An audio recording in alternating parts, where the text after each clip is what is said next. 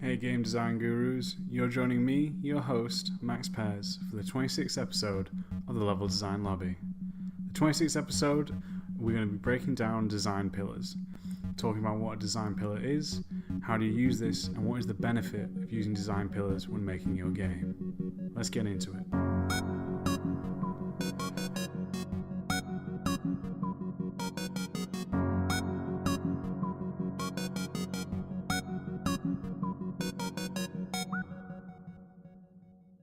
Hey everyone, I hope you are well, playing and or making the games that you love. As I said, you're with me, your host, Max Pears. It's great to do this. It's been a while since I've actually sat down and recorded an episode. I've got quite a lot of a backlog of the podcast, so it's good to sit down and just talk again. It's been a long time. During the time of me recording this, it's about the second week from E3, so it's been an amazing experience, as you've probably heard in the bonus episode I did talking about E3. It was a crazy one and it was a great one. And I think I just want to take the time to say thank you to all my Patreon supporters, all my gurus there, because I haven't been able to interact as much as I would like to with all of you. I think it's a shame just because I've been busy and traveling quite a bit. So I just want to say thank you for understanding and thank you very much for the support still continuously. And I hope, again, you've all seen the quality and also the cool events that we've done together with each other on the Patreon. So I just want to shout out to everyone there. And to everyone who listens to me just in general, just thank you for all the support. It's been pretty tough these last couple of weeks, I'm going to be honest. So thank you all for your kind words and just supporting the podcast in any way, just even if it's a listen or a like or a share. Honestly, it's really, really appreciated because it helps me know that this is still wanted by many people and to keep going. So thank you all very, very much for that. As I said at the beginning episode, this is about design pillars. And some may be wondering, what is a design pillar? Well, congratulations, you sir or madam are in the right place to find out what one is. Now, design pillars are a technique used by some game devs. Not everyone uses it, everyone has their own system, but I find that this is one of my more preferred ways when creating a game or working at a studio is to have design pillars, because it helps the entire team, especially when you're working in a team of hundreds, maybe thousands, depending where you're working. It's even great for smaller teams as well. So let's break down what is a design pillar. Basically, let's have a look at this. A design pillar basically it tends to be about 3 to 5 pillars used, and it is the main sort of element / emotion that your game is trying to explore and make the players feel. I'm going to give examples later, but it's about understanding what are those core principles at the heart of the project. What are they at the heart of the game? Design pillars are used to help the devs understand what they are creating as well. And that's a really important thing for this. Because, as I said, when your team gets bigger or when working in a bigger team, it can be hard sometimes for the designers, the devs, just in general, to understand what they're creating and how they're going to go about creating this. And with these pillars, you can constantly look back and see what is it they're after. So think about with your game, what are those three kind of emotions or key elements that you're chasing? What are they? And can you put it down into these words? As I think it is important. It's not needed, but again, it's a very preferred way about creating a game, and it's one of my personal favorite ways to create a game. Some of you may be wondering and may be asking, but Max, my game is going to tackle so many subjects. It's going to be this grand thing. How can I limit myself? And why would I limit myself to just these kind of core elements? Well, I'm glad you asked, because I think that's an important thing to understand why this method is important in my books. Because one of the reasons is it keeps your game coherent. Because once you kind of nail down those 3 to 5 elements, it can be bigger. I'm just using 3 to 5 as my preferred number. You then can start having the team and the vision kind of unite. Because if you're making a horror game which is about psychological thrillers, clowns, and for example, what could be the third one? Control system. Maybe it's a very lag control system that's being used for the design of a game. If someone then suggests in the team, oh, well, I've got this great idea for when these zombies come in and the player has to move super, super fast, we can already see that it doesn't work with the design pillars here. And that's important because not only does this help you keep your focus on what the game is going to be, what is your game trying to create, what will the end product look like, you've now helped your team figure this out as well. Because when the team can constantly look at these pillars and go, right, it has to be about clowns, responsive control, and did I say mansion? Wow, I've forgotten what I said already less than 10 seconds after. But my point still stands. Now that you have an understanding of this, when you give it to your team, they're going to have a great understanding as well. Which is great because when there's so many people working on a game, or even if there's a small number of people working on a game, now that you all know your visions align, which is super important and makes being a game developer and working on a team far easier than not having this. Because, a lot of people come in and a lot of people will leave. But when new people come in and they, inevitably want to bring their own ideas to the table, which is the best thing, they instantly now know, okay, do I hit these 3 pillars? You don't have to hit all of them, but if you hit at least 2 out of the 3 or 3 out of the 5, then you know it's probably going to be a good match for the game. It answers a lot of questions and can help, again, keep that vision clear, which is important, again, for working with a team, because when something like a vision is so sporadic, and if you are, for example, in the trenches compared to, say, a director, someone at a director level, you might not always know what they're thinking. And it's hard to, guesstimate what are they thinking. And sometimes it may be hard to understand. But if you have these pillars here, you'll be able to understand what they're after and be able to pitch something that will be far more efficient and probably more likely to be accepted and less waste of anyone's time because of these pillars. And I think that's important. So it's good for teamwork and it's good for coherency for not only you but the team as well. Another reason that I think these design pillars are so important and to me crucial for making a game, especially starting off, is when you're starting with a game, you've got all these ideas rushing in, which is amazing. But when you start designing and going through, your game can kind of take different turns, and sometimes the turns aren't always for the best. And that's fine, because sometimes it's best to take these turns because you then know this isn't where we're going, which is fine. But making yourself and forcing yourself, you don't have to do this at the beginning of the project. You can do this later. I would advise doing it at an earlier stage in the project, so that way, when you're doing it, it won't change all your work or other people's works later. But it makes you have to take a step back from all these cool mechanics, the art style, the environments, the characters, and all this. It makes you take a step back and go, well, what actually is the game about? What is the most important elements to me as the creator of this game, or even just as a dev working on this game? What are they? Because when you can answer that question, it will again help your vision become clearer. I think it's a great test for yourself when you're creating a game. So I will ask you just for a couple seconds now, maybe minutes, maybe you want to pause the episode. It's completely up to you. I don't mind. I'm not going to tell you how to live your life. Stay in school, don't do drugs. Man, I am definitely rusty off my game. So bad. But really, if you're currently making a game, currently working on a game, or even thinking about the game, I want you to pause this episode, or maybe you'll be answer it really quickly. But can you write down or just verbally say, what the 3 to 5 core pillars of your game are. You don't have to do this right way, but I'd love to know. I'd love to make you think about it as well.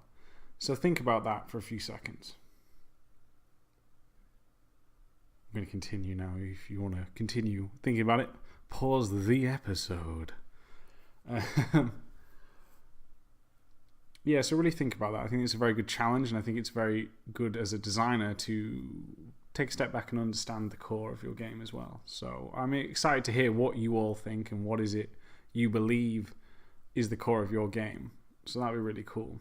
Now that we kind of have an understanding what game pillars are, as well as their use and their benefits when creating a video game, let's actually go through some games here, because maybe you might not have had the answer to the question I just asked then.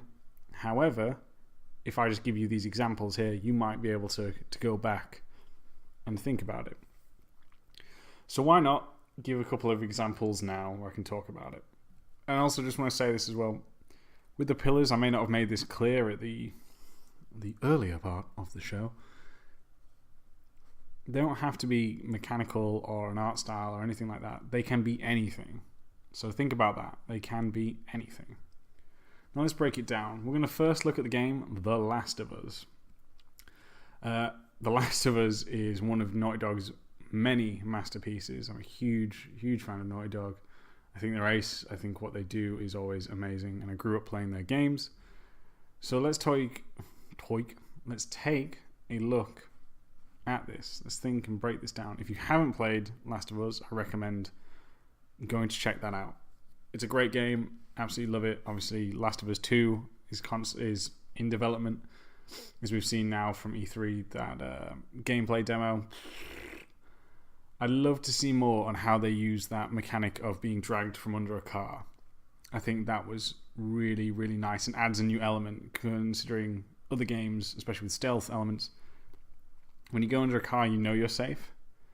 So having that in more detail, because sometimes enemies will shoot you under cars depending on what games you're playing, but having this new risk to it, I think so. So I'll be really interested to see more on how they use that. But I'm digressing from the point. Let's go into it. Now, to me, I've put down 4 pillars here that I think are The Last of Us, is key ones. First, we have the crafting. Now, in this universe, in case you don't realize, the ammo is very scarce. So to distract or cause a high amount of damage to one's foes, it's better to use items populating the world. This works in unison with the environmental storytelling of how there is not many resources left in the world as well. And I think that's one of their big ones. It's important because you can craft on the fly. This is why I believe it's one of their core pillars.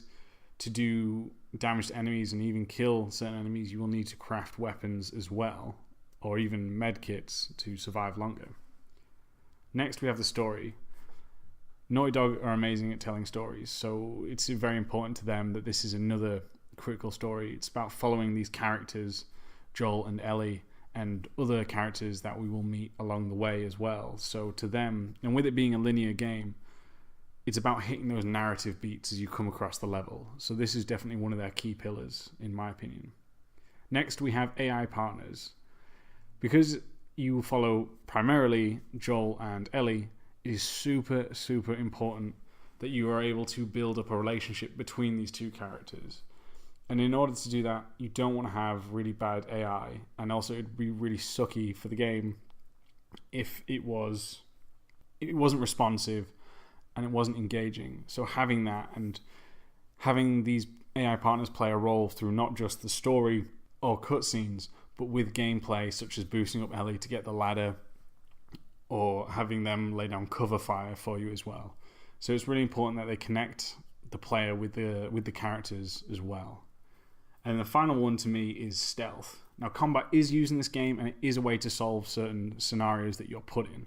However, because of the sparse ammo, you never feel as if going in Rambo style is the best choice.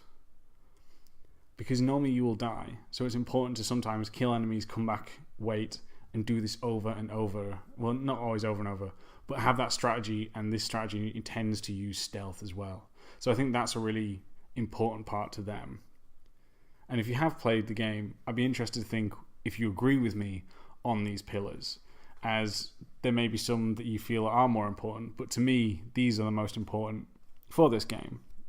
And you can see how they've done that with their level design, creating areas where players can find crafting, these story beats within the levels, and also these challenges, whether it be traversal puzzles or combat scenarios where the player and the AI partner work together or in unison to solve the scenarios. If you love game and level design as much as we do, then why not consider supporting Level Design Lobby on Patreon? Patreon is a crowdfunding platform that allows people to directly fund the content and creators that they love. From as little as $1 per month, you can help support us in our mission to unite and teach people across the world about the wonderful and unique field of game and level design, and get some great reward perks in return, such as access to the Level Design Lobby community Discord, bi-monthly webinars, level design weekends, and much more. So head on over to patreon.com/Level Design Lobby for more information and to pledge your support today. Finally, we'd just like to say a massive thank you to all our current backers. It's thanks to the generous support of people like you that we are able to grow and can continue to bring you awesome, new and exciting content. So thank you. And now back to our regularly scheduled program. So that is one of the games as an example. Let's go on to another one. As many of you know, I am a huge Zelda Breath of the Wild fan. I wasn't too much into Zelda prior to that. I didn't own many Nintendo consoles growing up. But Breath of the Wild, man, one of my favourite games of all time now. It is amazing, just for many different reasons. I work primarily on open world games, so it's very cool to see how they've changed a lot of things in the open world genre. So now that we've got this, let's break this down. Now, before I continue with this, as I just mentioned, I'd like to know your thoughts on, the pillars I laid down for Last of Us. If you do have differing opinions or want to share your thoughts on a certain game that you are playing right now, and you think you can break down the pillars of that game, tweet me. Tweet your thoughts to me at MaxPairs, and we'll be able to have more of a conversation. And I'd love to see what you think about games and the pillar system. So let me know what you think. And without further ado, let us continue. Now that we've gone back onto Breath of the Wild, I'm going to break this down. The first one, in my opinion, is exploration. Players are encouraged to explore. By being able to go to any area they wish, whenever they wish, once they've finished the tutorial, the designers have hidden certain information from the player compared to other open world games, which reveal certain things depending on areas that you visit. And because of the lay of the land, the geometry, it is forcing you to go up onto higher vantage points to see the land. And with its nice landmarks, the key big weenies to the micro landmarks, it's currently pushing the player to explore. They want you to see Hyrule as much as possible. This is why I believe exploration is one of their key pillars. The second one is traversal. There are so many ways to travel through Hyrule in this area.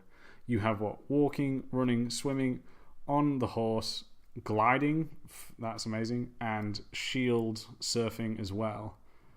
And probably there's other ways you can use mechanics to, if you freeze a rock in place, hit it multiple times, and then climb on top, you can use that to propel yourself further across the Hyrule map. So traversal is really important for this game, and you can find many different fantastic ways to traverse in this one. The next one is scavenging. Players constantly need to go through the world and search for items, from weapons which break after a few battles to the food players must use to regain health or help them traverse through all kinds of environmental hazards. And when I talk about that, I mean creating certain potions to stop you getting or reduce your chance of getting electrocuted or to be burnt, creating fire resistance, these sort of things, which is important to them. The fourth one is options. The game has been praised all around for a number of options that are given to the player, from multiple ways to solve puzzles to the combat scenarios or how the player makes their way around the world. anything the player can think of in terms of trying, the most likely will be able to do. And when you think about that, think about how many ways that you can interact with everything. And that's important, is the options. They want players to tackle each environment how you see fit as the player. Finally, I want to say combat, but this one I'm kind of see as more of a support pillar. It's not one of the main ones to me. Just because the combat system is fine, but there isn't really much depth to the actual combat. Like if you just take out all the runes and stuff, that's not me, insulting the game. I'm just saying that the focus is on other elements. That's all. I think that's brilliant. Still, what you can do with the mechanics. But yeah, combat is in there. You do a lot of it. You definitely fight a fair amount. So yeah, I think that's still why I include it within the core pillars of the game. And there we have it, everyone. This is the design pillars. I hope you've seen why it's important to have these pillars, why you should be breaking things down by using this system, as well as it's a great way for you as a designer to break things down. When you next play a game, think about what the core pillars are here. Just take a few seconds. I mean, you're going to have to play the game for a bit. Definitely leave the tutorial phase before you do this. And you'll be able to break this down and see how other developers and what's important to them for that game, and then how they're using it to deliver that experience. And it's a great one to me that again, I just think helps so many people. So yeah, that's really it for today's episode. I think it's been a really, really cool one.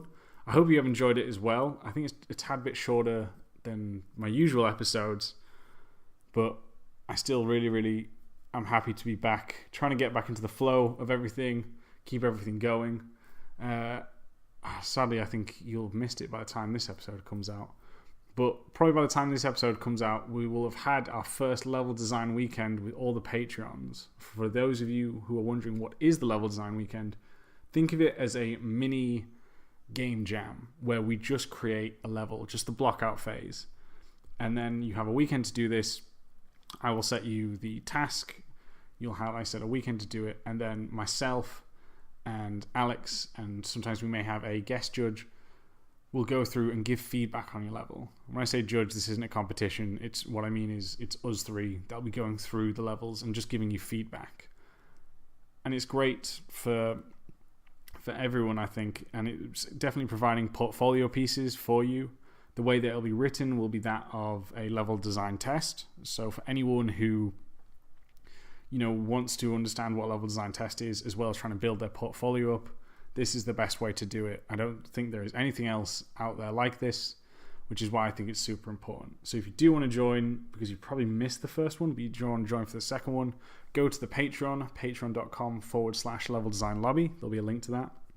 Pledge $5 and you'll be able to join that, as well as gain many other things such as weekly tasks.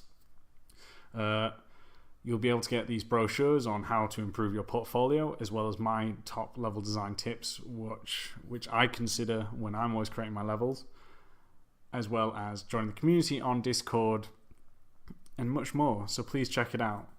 If you, however, do not want to support on the Patreon, I still love you, then please just give this video a thumbs up, a share, or rate it on iTunes. We are on Spotify, so if you prefer to check out Spotify, do so. It's great to be on there, as well as Google Play Music. I think we're on as well, which is ace. So again, thank you all very, very much for your time. I hope you've enjoyed this. Again, if you wish to contact me, do so on Twitter @MaxPairs, or you can email me leveldesignlobby@gmail.com. So thank you all very much for being awesome, and thank you again for the Patreon supporters for your support. As always, it's been incredible to have. And I will catch you all next time.